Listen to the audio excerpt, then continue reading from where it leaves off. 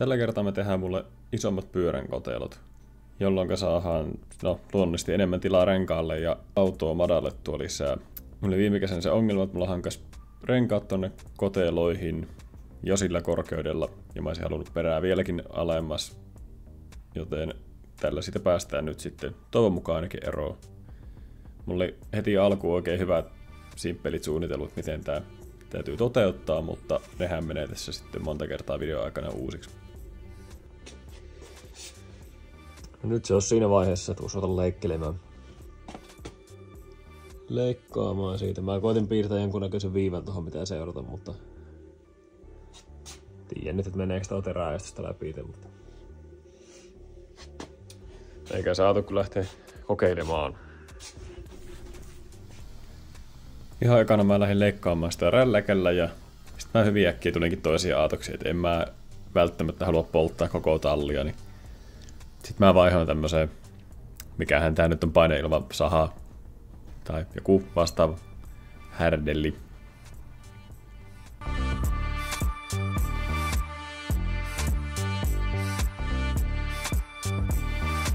Ja sen jälkeen mä sitten pidän tämmösen hirveän painisessarin tämän yhden peilirapaleen kanssa, mikä on myös sitten jälkeenpäin katsottuna ihan turhaa, mutta enhän mä sitä siinä vaiheessa vielä tiennyt.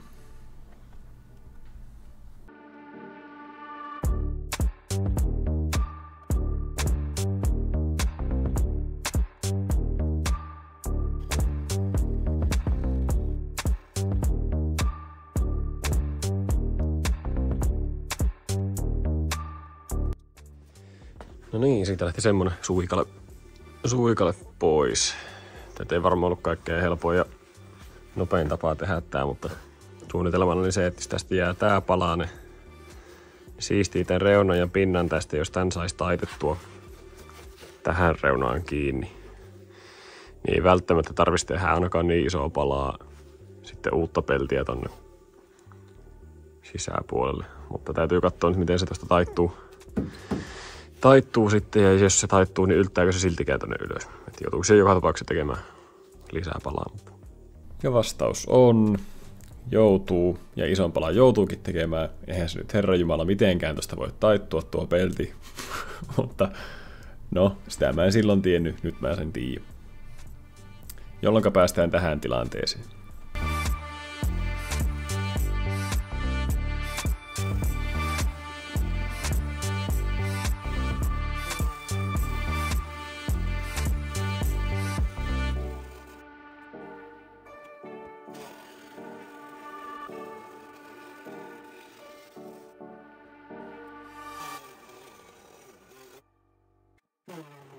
Ja sitten mä ajattelin, että kerta tässä ruvetaan niin kuin isoja paloja leikkaamaan, niin tehdään nyt sitten kerralla isot kaaret, että ei tarvitse sitten miettiä, että olisi pitänyt tehdä isommat kotelot.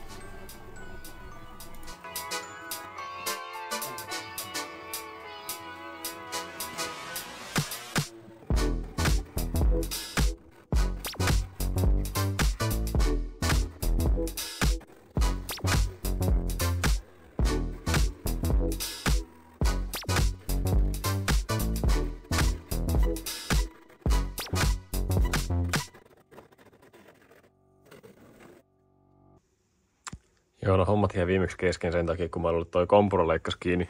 Ja sitten mä hain uuden kompura, mikä on varmaan vielä paskempi kuin edellinen. Nyt tää lähtikin sitten käyntiin. Joo. Siinä on nyt kaiken maailman palasta ja kalikkaa, mitä leikkasin irti. Ja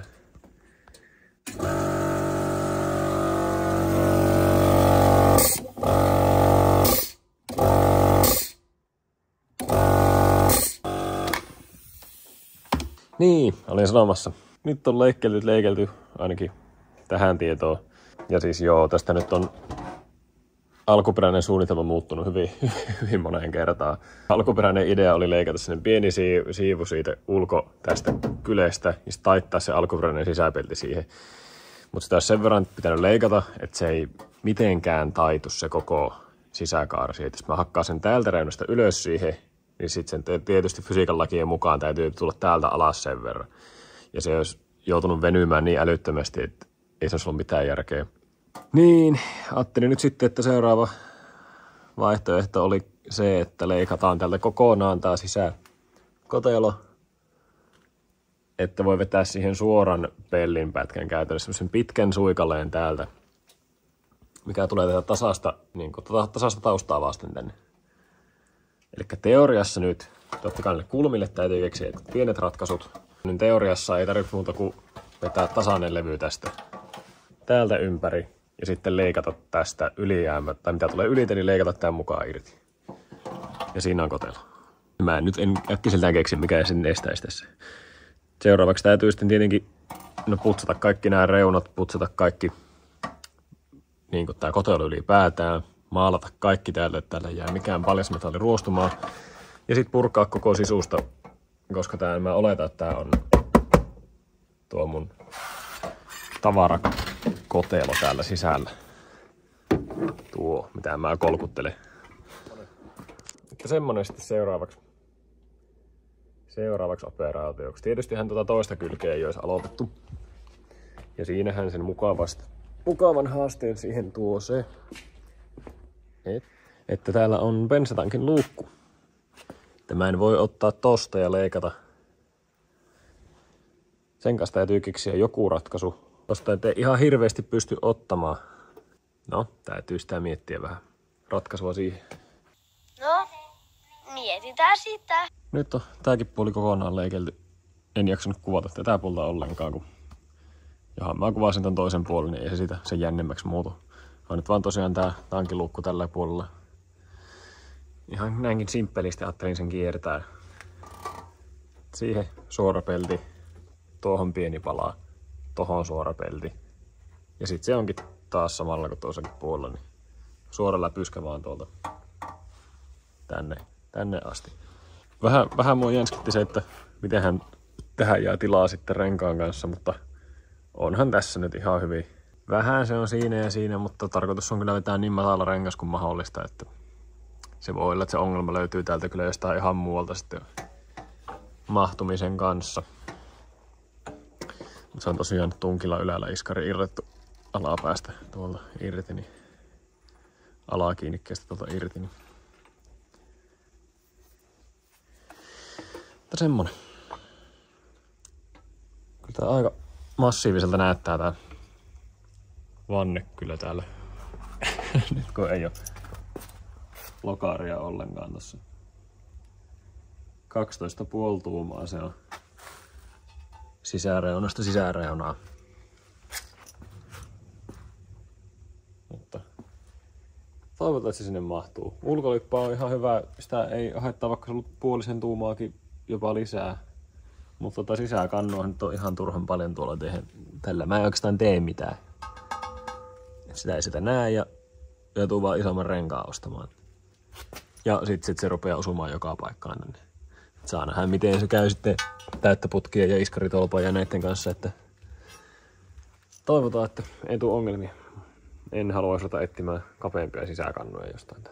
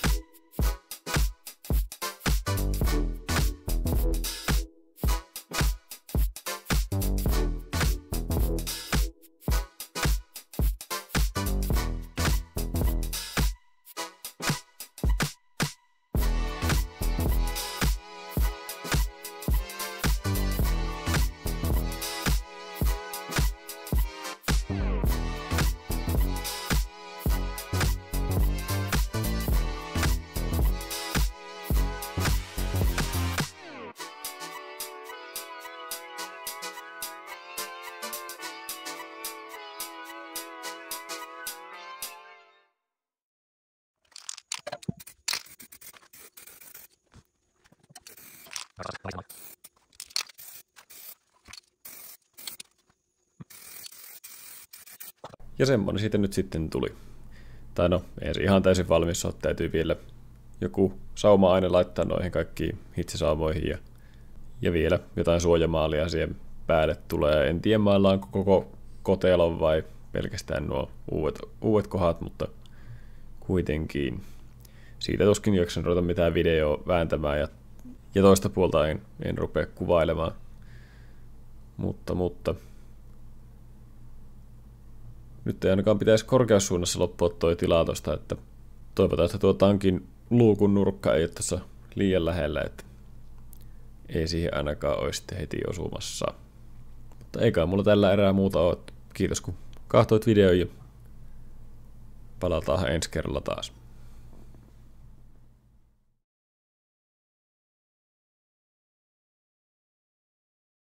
No, varmaan näitä koristeita nyt pitäisi olla.